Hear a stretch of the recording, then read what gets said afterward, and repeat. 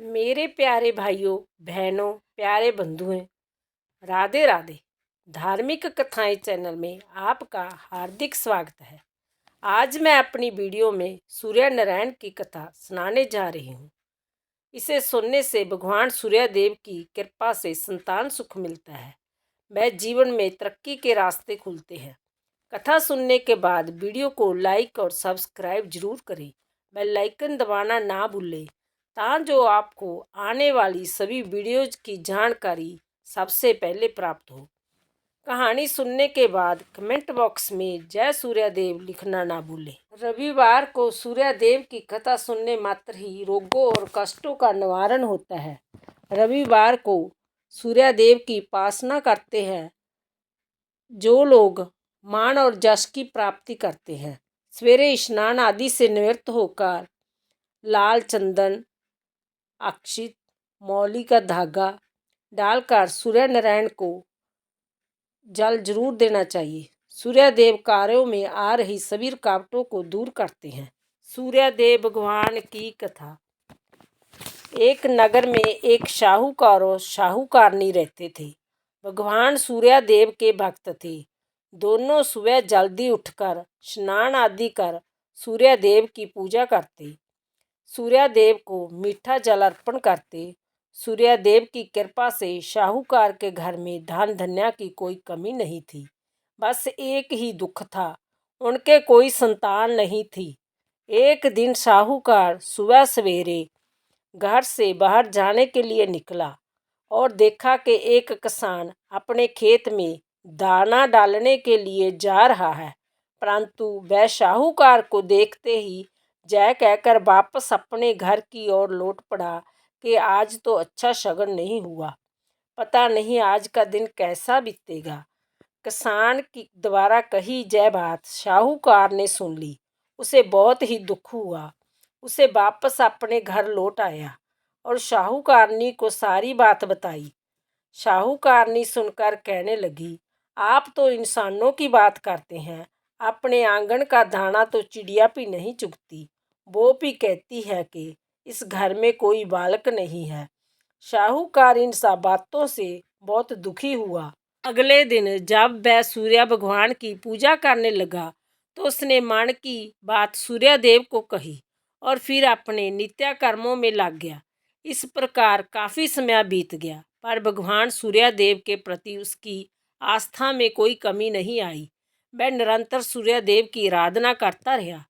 एक दिन उसकी भक्ति से प्रसन्न होकर राणा देव जी के सूर्यदेव से कहा कि हे प्रभु, जय दोनों आपके परम भक्त हैं।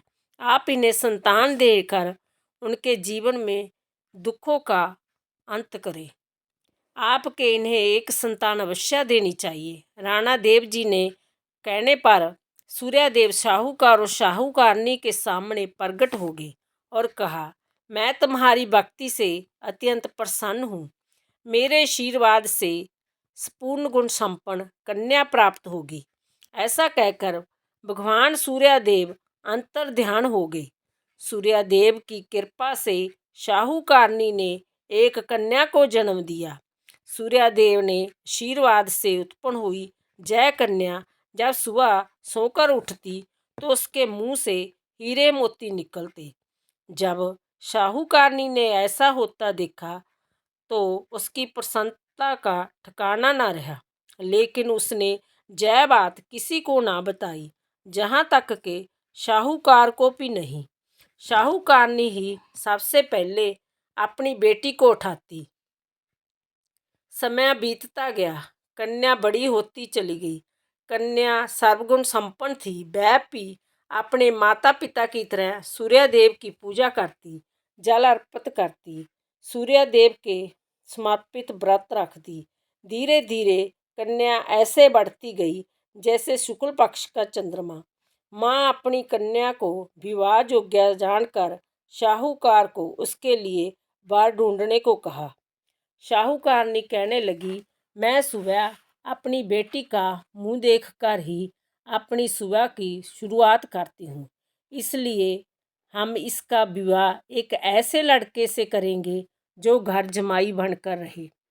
शाहूकार ने एक गरीब घर का लड़का ढूंढा और अपनी बेटी का विवाह उसके साथ ही कर दिया।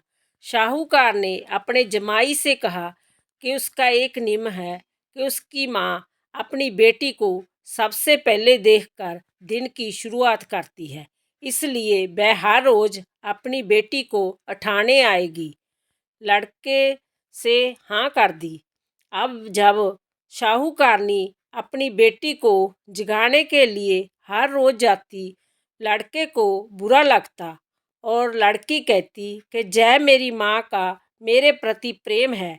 एक दिन किसी कार्यवश अपनी लड़की को उठाने जल्दी ना जा सकी तो लड़का अपनी पत्नी को उठाने पहुंच गया।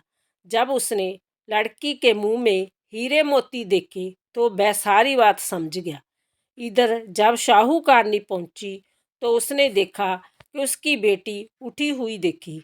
वह तुरंत समझ गई कि उसके जमाई से सारी बात समझ आ गई है। शाहूकारनी लालच की आग में अंधी हो चुकी थी।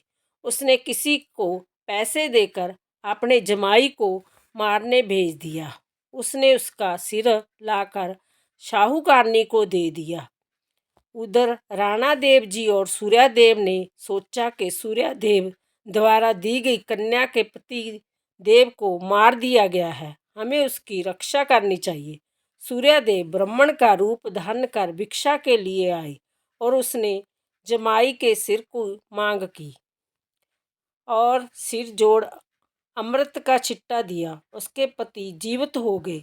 दूसरी तरफ लड़की ने पौष मास के रविवार का व्रत रखा हुआ था। वह पूजा कर कहानी सुन पति को लौटने का इंतजार कर रही थी। जब पति देव घर पहुंचा तो वह कहने लगी कि आपको पता नहीं, आज मेरा व्रत है और सूर्यदेव के अस्त होने के बाद मैं भोजन नहीं कर सकती। अगले दिन ही भोजन करना होता है। तब उसके पति ने सब बात बताई। वह बोली, अब हम जहाँ नहीं रहेंगे, अपने घर को जाएंगे। उसकी माँ ने बहुत पश्चाताप किया, लेकिन बेटी ने एक ना सुनी और कहने लगी, अब तुम्हारे पश्चाताप का कोई फायदा नहीं, मैं तुम्हारे साथ नहीं रहूंगी। वह कहकर वह अपने पति के साथ अपने ससुराल चली गई और देखते देखते उसके घर भगवान सूर्यदेव की कृपा से सुख समृद्धि हो गई। वह अपने पति पुत्र पोत्रों के साथ लोगों के सुख को भोग कर अंत में सूर्यालोक को गई। हे सूर्यदेव, जैसी कृपा आपने लड़की पर की, जैसी सुख समृद्धि उसको दी, वैसी सबको देना। इस कथा कहानी को सुनने वाले सबके घर धन सुख समृद्धि से भरपूर करना। इन्हीं शुभकामनाओं के साथ आप सबको धन्यवाद। राधे राधे।